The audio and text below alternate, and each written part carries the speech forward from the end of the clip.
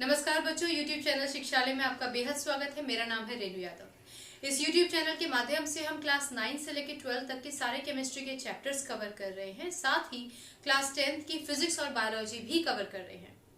Class 9 chapter number 2 में आज हम बात करेंगे क्रिस्टलाइजेशन की। क्रिस्टलाइजेशन का मतलब होता है क्रिस्टल्स का फॉर्मेशन। अगर आपको क्रिस्टल्स वर्ड समझ नहीं आता तो थोड़ी सी शक्कर ले लीजिए, चीनी, उसका जो कण आपके हाथ में आएगा ना वो भी क्रिस्टल ही है। ओके, लेकिन आपके एनसीईआरटी के हिसाब से आज हम पढ़ेंगे क्रिस्टलाइजेशन ऑफ कॉपर सल्फेट। बच्चों, जब हम कॉपर सल्फेट लिखते हैं तो हम उसको CuSO4 से रिप्रेजेंट करते हैं, लेकिन कॉपर सल्फेट ब्लू कलर का होता है। क्लियर? इसका मतलब उसमें 5 मॉलिक्यूल्स वाटर के हमेशा प्रेजेंट रहते हैं। ओके बच्चों, क्योंकि इसमें 5 मॉलिक्यूल्स वाटर के होते हैं इसीलिए हम इसको कॉपर सल्फेट पेंटाहाइड्रेट के नाम से भी जानते हैं। बच्चों, यहाँ पे पेंटा का मतलब हुआ 5 और हाइड्रेट का मतलब वो हाइड्रेट करके रखता है, उसको पानी के लिए इस्तेमाल किया जाता है। ओके, तो कॉपर सल्फेट पेंटाहाइड्रेट। एक और चीज याद रखिएगा, क्योंकि ये 5 मॉलिक्यूल वाटर के कॉपर सल्फेट से जुड़े रहते हैं इसीलिए कॉपर का कलर ब्लू होता है। और क्योंकि कॉपर सल्फेट का कलर ब्लू होता है, ओके, तो कॉपर सल्फेट में 5 मॉलिक्यूल्स वाटर के होने की वजह से इसका कलर ब्लू होता है, इसीलिए इसको हम ब्लू विट्रॉल के नाम से भी जानते हैं। अगर आपसे कहा जाए कि ब्लू विट्रॉल का फॉर्मूला बताइए तो आप क्या कहेंगे? CuSO4.5H2O। ओके, अगर आपसे कॉपर सल्फेट पूछा जाए तो CuSO4 हम लिख देते हैं, लेकिन 5 मॉलिक्यूल्स उसमें हमेशा पानी के रहते ही हैं अगर उसका कलर ब्लू है तो। ओके, क्योंकि ये कॉपर सल्फेट हमेशा क्रिस्टल्स के फॉर्म में होते हैं इसीलिए हम इसको क्रिस्टलाइन कॉपर सल्फेट के नाम से भी जानते हैं। ओके, तो तीनों में से कुछ भी, अगर ब्लू विट्रॉल कहा जाए, कॉपर सल्फेट पेंटाहाइड्रेट कहा जाए या फिर क्रिस्टलाइन कॉपर सल्फेट कहा जाए, आप ये बात समझ लीजिए कि हम CuSO4.5H2O की बात कर रहे हैं। क्लियर? मैंने आपको ये भी बताया कि अगर कॉपर सल्फेट का कलर ब्लू होता है तो आप उसको CuSO4 करके भी रिप्रेजेंट करेंगे, तो अंडरस्टूड है कि उसमें 5 मॉलिक्यूल्स वाटर के हैं। अच्छा, ये क्रिस्टलाइजेशन शुरू करने से पहले मैं आपको एक छोटी सी बात और बता दूं। हो सकता है कुछ बच्चों को बॉदर कर रही हो ये बात कि अगर हम 5 मॉलिक्यूल्स को हटा दें तो क्या होगा, इसको समझ लीजिए फिर आगे बढ़ते हैं। बच्चों, CuSO4 में ये 5 मॉलिक्यूल्स पानी के हमेशा रहते हैं जिसकी वजह से कॉपर सल्फेट का कलर ब्लू होता है। ओके, अब अगर मैं इस कॉपर सल्फेट को हीट कर दूं ना, तो हीटिंग की वजह से ये जो वाटर मॉलिक्यूल है ये सारे के सारे रिमूव हो जाएंगे, हट जाएंगे, इवेपोरेट हो जाएंगे। अगर ऐसा होता है तो सिर्फ कॉपर सल्फेट बचेगा और अब इसका कलर ब्लू नहीं रहेगा, इसका कलर होगा व्हाइट। ऑलराइट, और इसका नाम क्या हो जाएगा? Anhydrous copper sulphate. ऑलराइट बच्चों, एनहाइड्रस कॉपर सल्फेट। तो केमिस्ट्री लेबोरेटरी में अगर आप एनहाइड्रस कॉपर सल्फेट पढ़ते हैं, कहीं पर देखते हैं लिखा हुआ, तो उसका मतलब वो कॉपर सल्फेट जिसमें से 5 मॉलिक्यूल्स वाटर के रिमूव कर दिए गए हैं। और अगर आप सिर्फ कॉपर सल्फेट देखते हैं तो इसका मतलब वो कॉपर सल्फेट है जो ऑलरेडी 5 मॉलिक्यूल से हाइड्रेटेड है। इतना क्लियर हो गया? अब आगे बढ़ते हैं।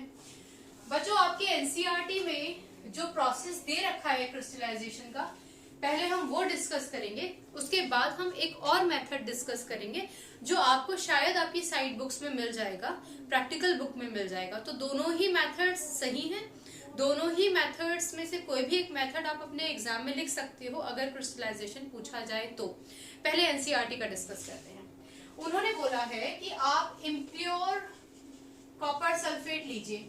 अच्छा, इम्प्योर कॉपर सल्फेट से तो आप समझ ही गए होंगे कि उसमें कुछ इम्प्योरिटीज हैं। ओके, हमने क्या करना है, इस इम्प्योर कॉपर सल्फेट को एक बीकर में रख देना है। ये आपका इम्प्योर कॉपर सल्फेट है। ओके, इस इम्प्योर कॉपर सल्फेट में हमने ऊपर से डिस्टिल्ड वाटर ऐड कर देना है। ऑलराइट, तो हम यहाँ पे भी लिख लेते हैं, हमने क्या ऐड किया इसमें? Distilled water. बच्चों डिस्टिल्ड वाटर का मतलब होता है वो पानी जो रेगुलर पानी से अलग होता है, मतलब इसमें इम्प्योरिटीज नहीं होती हैं। क्लियर? जो हम रेगुलर पानी इस्तेमाल करते हैं ना उसमें इम्प्योरिटीज होती है, इसीलिए हम प्योरीफायर लगाकर उसकी इम्प्योरिटीज को दूर करके फिर पानी पीते हैं ना। ओके, तो ये डिस्टिल्ड वाटर होता है। कई बार पानी को बॉईल कर लेते हैं तो भी डिस्टिल्ड वाटर आपको मिल जाएगा। हमने डिस्टिल्ड वाटर इस बीकर में डाल दिया जिसमें कॉपर सल्फेट था। Alright, okay. इसके बाद इसको स्टिर करके हमने एक अच्छा बढ़िया पूरी तरीके से यूनिफॉर्म सोल्यूशन बना लिया। अब हमने क्या किया, अब हम लोगों ने इसको फिल्टर किया। ठीक, फिल्टर करने के लिए हम क्या करेंगे, कोनिकल फ्लास्क लेंगे, उसमें हम फिल्टर पेपर डालेंगे। ओके, और उस फिल्टर पेपर में हम ये जो हमने अभी सॉल्यूशन था ना, इस सॉल्यूशन को पोर कर देंगे और यहाँ पे नीचे बीकर भी रख देते हैं। तो जब आप इस कॉपर सल्फेट के सॉल्यूशन को इसमें डालेंगे तो जो साफ कॉपर सल्फेट है वो नीचे आ जाएगा और यहाँ क्या रह जाएंगी, इम्प्योरिटीज। वो इम्प्योरिटीज जो छानने के बाद फिल्टर पेपर पर रह जाती हैं, उनको आप बोलते हो रेजिड्यू। ऑलराइट, और वो छना हुआ मटेरियल जो नीचे बीकर में कलेक्ट हो गया है उसको हम बोलते हैं फिल्ट्रेट। ऑलराइट, ये जनरल हम वर्ड इस्तेमाल करते हैं क्योंकि यहाँ पे तो हम लोगों ने कॉपर सल्फेट लिया था। ठीक है, तो मतलब नीचे छन के क्या आया होगा, प्योर कॉपर सल्फेट। इसका मतलब इस केस में फिल्ट्रेट क्या है, कॉपर सल्फेट। ठीक, और इम्प्योरिटीज तो कोई भी इम्प्योरिटीज हो सकती है जो उसमें प्रेजेंट होंगी, वो डस्ट डर्ट भी हो सकता है, कुछ और केमिकल्स भी हो सकते हैं। ओके, जब आप चाय बनाते हो ना बच्चों, तो जब हम छलनी से चाय को छानते हैं तो जो नीचे हमें कप में चाय मिल जाती है उस चाय को भी आप फिल्ट्रेट बोल सकते हो समझने के लिए। और जो छलनी में पत्ती और जो भी चीजें आप डालते हो जो रह जाती हैं, लौंग होगी, इलायची होगी, उसके छिलके हो गए या तुलसी के पत्ते हो गए, तो वो क्या कहलाई जाएंगी, उस केस में रेजिड्यू कहलाई जाएंगी। ऑलराइट, एनीवेज हम लोगों ने इम्प्योर सैंपल लिया था, डिस्टिल्ड वाटर ऐड किया, उसके बाद हमने फिल्टर किया। फिल्टर करने के बाद ये जो हमारा फिल्ट्रेट है ना, जो इस केस में कॉपर सल्फेट है, उस फिल्ट्रेट को, ये हमारे पास अब क्या आ गया है, फिल्ट्रेट। अच्छा, इस फिल्ट्रेट को हम चाइना डिश में ले लेंगे। ये जो फिल्ट्रेट है, क्योंकि अभी ये लिक्विड फॉर्म में ही है, तो इस फिल्ट्रेट को हमने चाइना डिश में ले लिया है। चाइना डिश को हम एक ट्राइपॉड स्टैंड के ऊपर रख देते हैं। ट्राइपॉड स्टैंड जो होता है ना, वो 3 पैर वाला छोटा सा स्टैंड होता है। ओके बच्चों, लेबोरेटरी में आपको देखने को मिलेगा। मैं इसके 2 ही पैर बना रही हूँ, तीसरा पीछे की तरफ। यहाँ पे हम लोगों ने स्पिरिट लैंप रख दिया है, या फिर बर्नर भी इस्तेमाल कर सकते हैं लेबोरेटरी में, जो भी आपकी मैडम आपको या सर आपको प्रोवाइड कराए उसके हिसाब से। यहाँ पे हम हमेशा एक वायर गॉज रखेंगे, इसका आप हमेशा ध्यान रखिए। वायर गॉज डायरेक्ट एक्सपोजर से बचाता है, ठीक, ये हीट से। अच्छा, जब आप इसको हीट करेंगे ना बच्चों, तो ये जो चाइना डिश में जो हमारा सॉल्यूशन था, जिसको हम फिल्ट्रेट बोलेंगे, CuSO4, ओके, ये CuSO4 का जो पानी है वो इवेपोरेट होने लग जाएगा। क्लियर? जब वो पानी इवेपोरेट होने लगेगा तो धीरे धीरे आप लोगों को चाइना डिश में एक सॉलिड मास दिखाई देने लगेगा। सॉलिड जो कंटेंट होता है, वो सॉलिड कंटेंट हमारा CuSO4 के क्रिस्टल्स होते हैं। ऑलराइट बच्चों, जब आपको ये सॉलिड क्रिस्टल्स नजर आने लग जाए या सॉलिड मास नजर आने लग जाए, तो आप हीट को विड्रॉ कर दीजिए और इस चाइना डिश के ऊपर आप एक फ्रेश फिल्टर पेपर रख दीजिए। ये फ्रेश फिल्टर पेपर क्या करेगा, ये fresh filter paper atmospheric air को, और एटमॉस्फेरिक एयर में जो वाटर वेपर्स होते हैं, क्लियर बच्चों, उसको कॉपर सल्फेट के क्रिस्टल्स के कांटेक्ट में आने से रोकेगा। ऑलराइट, क्लियर हो गई ये बात। क्रिस्टल्स हमें मिल गए हैं, सॉलिड मास हमें मिल गया है, सॉलिड मास क्रिस्टल्स ही हैं। ओके, हमने फिल्टर पेपर से इस चाइना डिश को ढक दिया ताकि बाहर की कोई भी कंटेंट इसके कांटेक्ट में ना आ सके। ऑलराइट, फायर हमने विड्रॉ कर दिया है। अब हम इसको ठंडा होने देंगे। ठंडा होने के बाद आप क्या करोगे, एक फ्रेश फिल्टर पेपर लोगे, एकदम फ्रेश पेपर या फिल्टर पेपर, और ये जितने भी क्रिस्टल्स आपको मिल गए हैं वो सारे क्रिस्टल्स आप इस फ्रेश फिल्टर पेपर पर पलट दीजिए। ओके बच्चों, तो ये जितने भी फिल्टर पेपर यहाँ पे जो क्रिस्टल्स थे वो सारे आपको इस फिल्टर पेपर पे मिल जाएंगे। अब आप क्या करेंगे, एक और फिल्टर पेपर लीजिए और इन क्रिस्टल्स को टैप कर दीजिए ताकि जितना भी मॉइस्चर इसमें प्रेजेंट है ना वो सारा का सारा इस फिल्टर पेपर में आ जाए। ऑलराइट बच्चों, अच्छा जब आप इस फिल्टर पेपर पे रखे हुए कॉपर सल्फेट के क्रिस्टल्स को देखेंगे ना बच्चों, तो आपके चेहरे पर एक स्माइल आना तो एकदम पक्का है, क्योंकि ये क्रिस्टल्स बहुत खूबसूरत होते हैं, अक्सर इस शेप के होते हैं और बहुत सारे क्रिस्टल्स एक दूसरे से जुड़े हुए होते हैं, बहुत ही प्यारे शाइन करते हुए ब्लू कलर के क्रिस्टल्स होते हैं। तो ये जो पूरा का पूरा मेथड है ना, ये कहलाया जाता है क्रिस्टलाइजेशन। ओके, अच्छा एक और चीज समझ लीजिए, वो है crystallization point. Crystallization point, crystallization point का क्या मतलब होता है? इसका मतलब वो स्टेज जहां पर हम लोगों को सॉलिड क्रिस्टल्स मिलने शुरू हो जाते हैं, वो क्रिस्टलाइजेशन पॉइंट कहलाया जाता है। आपको ध्यान है ना, हमने फिल्ट्रेट को चाइना डिश में रखा था और हीट देके हमने इवेपोरेट करना शुरू कर दिया था उस लिक्विड को जो वहां पे एक्स्ट्रा है। तो इवेपोरेट होने के बाद एक ऐसी स्टेज आई थी जहां पर हमें उस चाइना डिश में सॉलिड कॉपर सल्फेट दिखाई देने लग गया था। इसका मतलब हम ये कहेंगे कि crystallization point has reached. Is this clear? तो क्रिस्टलाइजेशन पॉइंट मतलब वो टेम्परेचर, वो स्टेज जहां पर हम लोगों को उस लिक्विड में से सॉलिड मास दिखाई देने लग जाता है। इतना क्लियर हो गया? ऑलराइट, तो ये पूरा का पूरा हमारा मेथड है क्रिस्टलाइजेशन का। ये आपके एनसीईआरटी में दे रखा है। कुछ जगहों पर इसमें कुछ और चीजें ऐड हैं, वो मैं आपको समझा देती हूँ। दोनों ही मेथड्स में से कोई भी मेथड लिखेंगे आपको मार्क्स पूरे मिलेंगे। मैं आपको सिर्फ इसलिए बता रही हूँ ताकि आप कंफ्यूज ना हो जाएं अगर आप कहीं पर पढ़ें। तो दूसरा मेथड लगभग यही है, 2-3 चीजें एडिशनल बता देती हूँ। मेथड है कि इम्प्योर कॉपर सल्फेट जैसे पहले था वैसे अब भी है हमारे पास, उसमें हमने डिस्टिल्ड वाटर ऐड किया।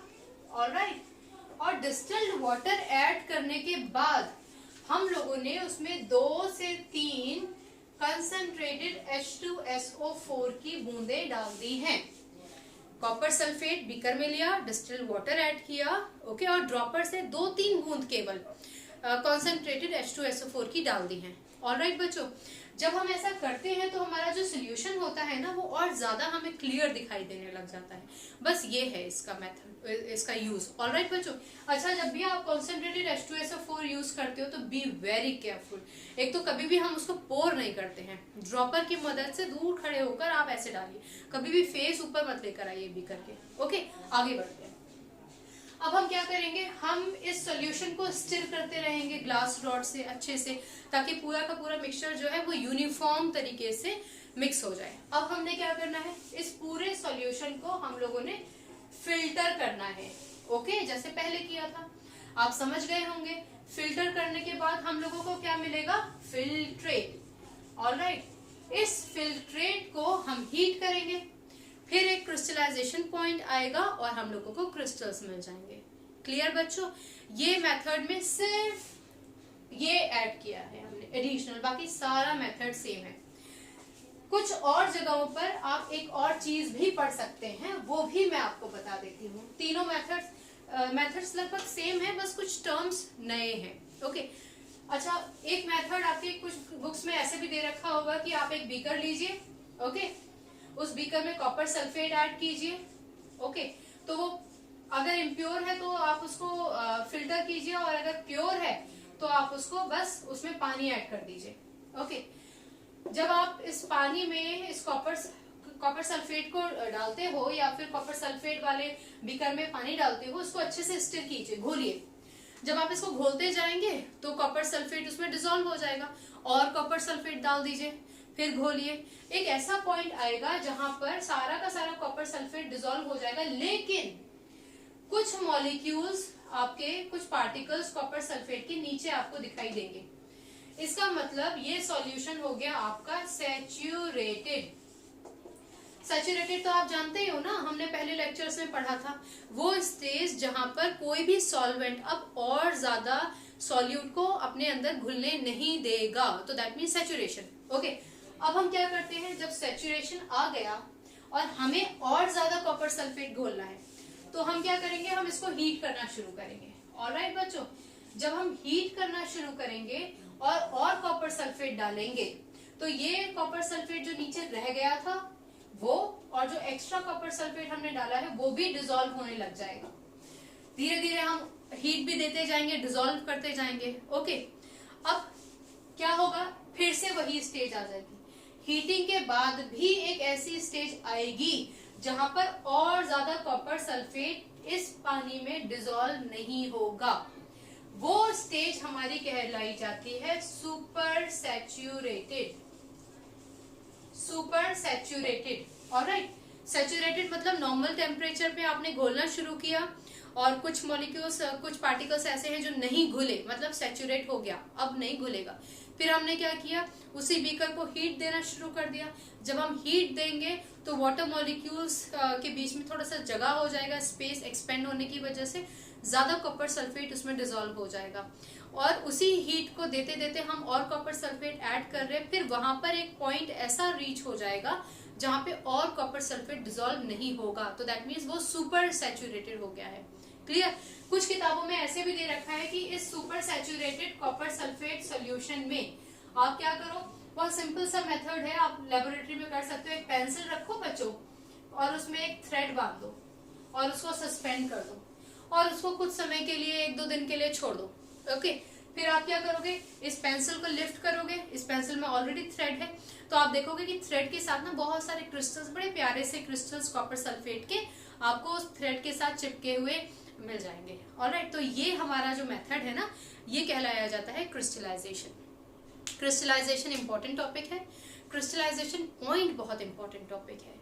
और उसके साथ साथ एक और भी टॉपिक इंपॉर्टेंट है कि crystallisation is a better choice than evaporation. ऐसा क्यों है? अगर आपसे पूछा जाए कि भाई क्रिस्टलाइजेशन और इवेपोरेशन में बेटर क्या है, तो आप बोलोगे कि क्रिस्टलाइजेशन इज बेटर। अब ऐसा क्यों? देखो बच्चों, अगर मैं आपको थोड़ी सी शक्कर दे दूं, चीनी, शुगर, ओके, उसमें इम्प्योरिटीज ऑलरेडी डिसॉल्व हैं एग्जाम्पल के तौर पर, और मैं आपको बोलूं कि इसको आप ना प्योर करके मुझे दे दीजिए, तो एक नॉर्मल मेथड है। चलिए हम इवेपोरेशन करते हैं। जब हम इवेपोरेशन करेंगे तो हीट की वजह से जो शुगर है ना, वो शुगर डिकम्पोज करना शुरू कर जाएगा, टूटना शुरू कर जाएगा। आप देखोगे कि वो जो सॉलिड क्रिस्टल्स थे शुगर के, वो पिघलने शुरू हो जाएंगे, धीरे धीरे ब्राउन हो जाएंगे, और हीट करोगे तो ब्लैक हो जाएंगे। तो पहला रीजन तो ये, evaporation is not a better choice, क्योंकि इवेपोरेशन की वजह से अगर आपने हीट ज्यादा दे दिया है, या चीनी तो नॉर्मल हीट पे भी पिघलना शुरू हो जाएगी, तो मतलब जो कंपोनेंट है वो डिकम्पोज होने लग जाता है। पहला फैक्टर डिकम्पोज होने लग जाता है। दूसरा फैक्टर क्या है, जो चीनी मैंने आपको दी थी उसमें इम्प्योरिटीज भी थी, तो जब हम उसको इवेपोरेट करने के लिए हीट दे रहे हैं तो वो इम्प्योरिटी भी साथ साथ में गर्म हो रही है, और जो एक सॉलिड मास बाद में बनेगा ब्राउन या ब्लैक कलर का, उसमें इम्प्योरिटी भी होगी। तो इसका मतलब इवेपोरेशन में एक तो कंपोनेंट डिकम्पोज हो जाता है, और दूसरा इम्प्योरिटीज उसमें रह जाती है, कंटेमिनेट करके रखती है इम्प्योरिटी। ओके, ये दोनों ही कंडीशंस क्रिस्टलाइजेशन में नहीं होती हैं। इसीलिए जब हम समुद्र से सॉल्ट निकालते हैं तो क्रिस्टलाइजेशन करते हैं। एलम, फिटकरी जो होती है ना, वो सॉलिड मास में होती है, उसका भी हम क्रिस्टलाइजेशन ही करते हैं, क्योंकि क्रिस्टलाइजेशन में डिकम्पोजिशन की या इम्प्योरिटी से कंटेमिनेटेड होने के जो चांसेस होते हैं वो नेग्लिजिबल होते हैं। क्लियर बच्चों?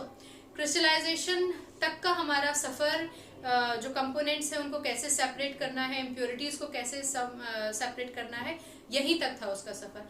आगे के जो चैप्टर है उसमें कुछ और इंटरेस्टिंग चीजें हैं जो हम आगे के लेक्चर में पढ़ेंगे। यहाँ तक अगर आपको कोई भी प्रॉब्लम है तो आप मुझे बेहिचक कमेंट बॉक्स में पूछिए। ऑलराइट, अगली बार मिलने तक रखिए अपना ख्याल, खुश रहिए, पढ़ते रहिए। Take a good care of yours. God bless you. Bye bye.